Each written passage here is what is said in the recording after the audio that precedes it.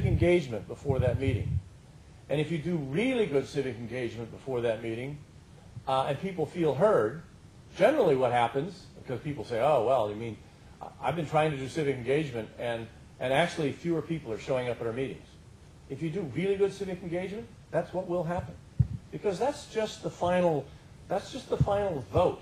The discussion and the framing of the issue and the compromises, they've been worked on somewhere else. So it doesn't happen at council meetings, and we shouldn't expect it to. The public shouldn't expect the council to be engaged in a dialogue, and the council can't expect the public to. So we can get rid of some of these stereotypes that hurt us. As I said, 3 minutes at the mic doesn't work. The biggest issue around civic engagement is also there has to be a particular setup, a room setup or something. You can never engage somebody, even if you weren't at the council chamber, with a head table here with 3 or 4 experts and all of you sitting in rows. It will not happen. Civic engagement happens in the way this room is set up. So what are the essence of it? What are the essential pieces of it? When we talk about civic engagement, we from city staff often get mixed up. We think we should be very involved in it. We should be pretty quiet. Civic engagement is citizens talking to each other about a problem or an issue that you have here in Mill Valley. It's learning from each other, talking to each other, and coming to consensus just here, and then reporting out. All the discussion of civic engagement should happen at tables. And it's best not to have a council member, not to have a staff person at the table. Because what happens is, if I sit at a table and I'm the city manager, and you ask me a question, and you ask me a question, and you ask me a question, and I answer you, and I answer, and there's no discussion. There's a Q&A, but there's no discussion.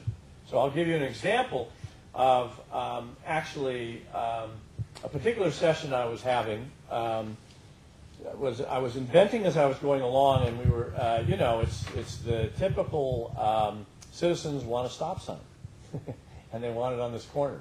And you know how that all goes. We want a stop sign.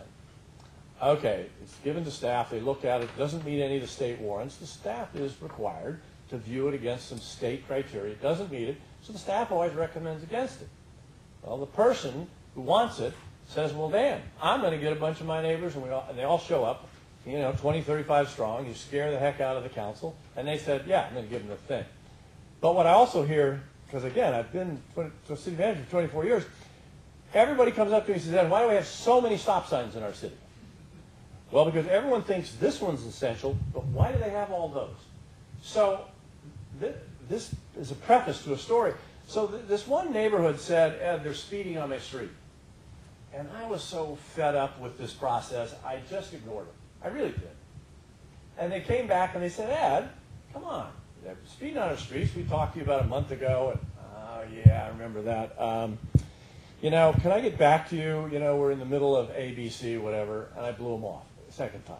And the third time they come, and we knew each other, been around the community for a long time. I said, Ed, you're either going to deal with this thing, say yes or no, or we're going to go to the council. Okay, I said, let's do it different. So I actually developed, kind of on the spot, an engagement. I said, I'm coming to your neighborhood, and we're going to do a series of 3 meetings. You have to get the people to the 3 meetings. You have to get the venue. I'll provide the food. The first meeting, we're going to do this, and that's just share data. Second meeting, we're going to do this and share options. And the third meeting, we're going to come to a decision. But people got to be there. I'm not going back. If you missed the first, tough. I was pretty rigorous about this. The first meeting went very well. The council didn't want to come. Those things are terribly boring and stuff. And but they heard good things, and they said, well, we're coming to the second meeting. I said, please don't.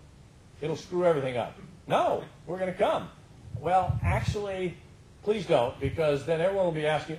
So the guy pushed a couple times, and the lady, the 2 of them wanted to come. And I said, look, come and sit in the back and don't say anything. Now, I've been around for a long time, so I had some credibility with them. And they know that I'm a little goofy at times. And they said, are you serious? Come on, Ed. We're the ones that run the city. You don't. That's not the issue here.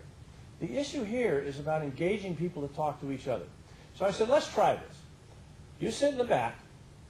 and I'm going to tell everybody at the beginning of the meeting that Councilman so-and-so and so-and-so are here. They're sitting in the back. I've asked them not to talk, and they've agreed. And if you ask them a question, I've asked them not to answer, and they've agreed. So we went through the whole meeting, and it was about a 2-hour meeting. And I didn't quite know what was going to happen, to be honest with you, except I didn't want them at the tables. People came up to me, but more so people came up to them.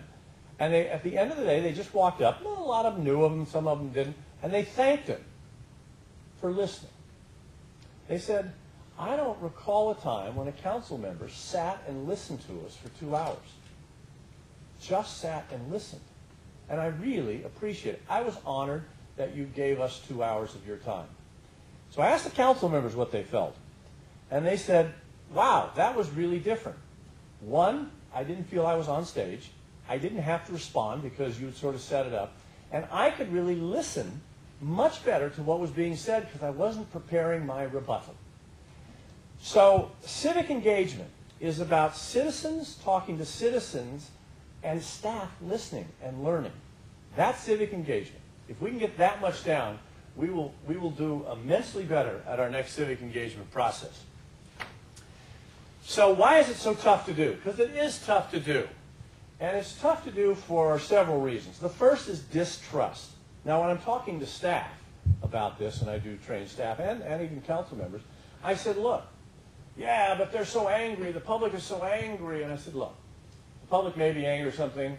We have to own that we've probably, over the last 50 years, given them reason to be angry. Because under the guise of civic engagement, we've brought them into a meeting. We've known exactly what we want to come out of that meeting, and we've pushed for that. And people smell it, and taste it, and feel it, and they get mad. And so they don't trust that we really want to sit and listen and learn. So going in, there's distrust. It just is there.